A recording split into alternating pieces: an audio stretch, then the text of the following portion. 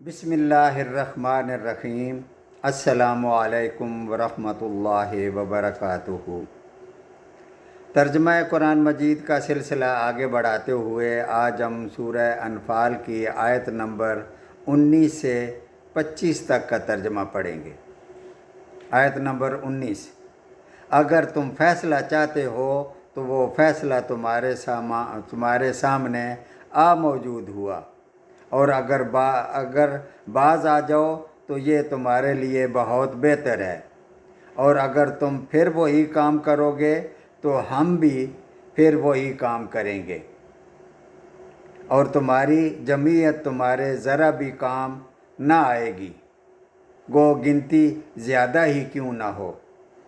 اور حقیقی بات یہ ہے کہ اللہ تعالیٰ ایمان والوں کے ساتھ ہے۔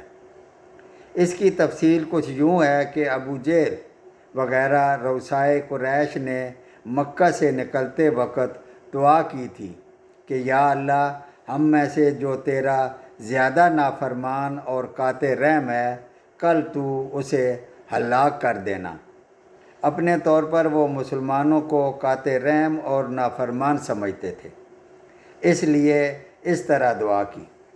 اب جب اللہ تعالیٰ نے مسلمانوں کو فتح نصیب فرمائی تو اللہ تعالیٰ ان کافروں سے کہہ رہا ہے کہ تم فتح یعنی حق و باطل کے درمیان فیصلہ طلب کر رہے تھے، تو یہ فیصلہ تو سامنے آ چکا، اس لیے اب تم کفر سے باز آ جاؤ، تمہارے لیے یہی بہتر ہے، اور اگر پھر تم دوبارہ مسلمانوں کے مقابلے میں آؤ گے تو ہم بھی دوبارہ ان کی مدد کریں گے، اور تمہاری جمعیت کی کثرت تمہارے کچھ کام نہ آئے گی۔ آیت نمبر 20: اے ایمان والو، اللہ اور اس کے رسول کا کہنا مانو اور اس سے روگردانی مت کرو، اور وہ بھی سنتے جانتے ہوئے۔ آیت نمبر 21: اور تم ان لوگوں کی طرح مت ہو جانا جو دعویٰ تو کرتے ہیں کہ ہم نے سن لیا، حالانکہ وہ سنتے سناتے کچھ بھی نہیں۔ آیت نمبر 22: بے شک اللہ تعالیٰ کے نزدیک بدترین خلائق وہ لوگ ہیں جو بہرے ہیں، گونگے ہیں، ذرا نہیں سمجھتے۔ آیت نمبر 23: اور اگر اللہ تعالیٰ ان میں کوئی خوبی دیکھتا تو ان کو سننے کی توفیق بھی دیتا، اور اگر ان کو اب سنا دے تو وہ بے رخی کرتے ہوئے ضرور روگردانی کریں گے۔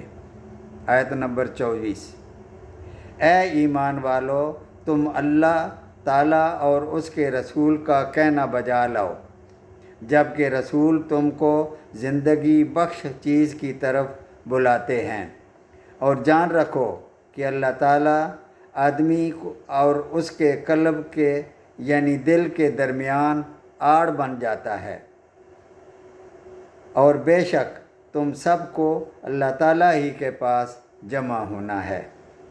آیت نمبر 25: اور تم ایسے وبال سے بچو کہ خاص کر صرف انہی لوگوں پر واقع نہ ہوگا جو تم میں سے ان گناہوں کا مرتکب ہوئے، اور یہ جان رکھو کہ اللہ تعالیٰ سخت سزا دینے والا ہے۔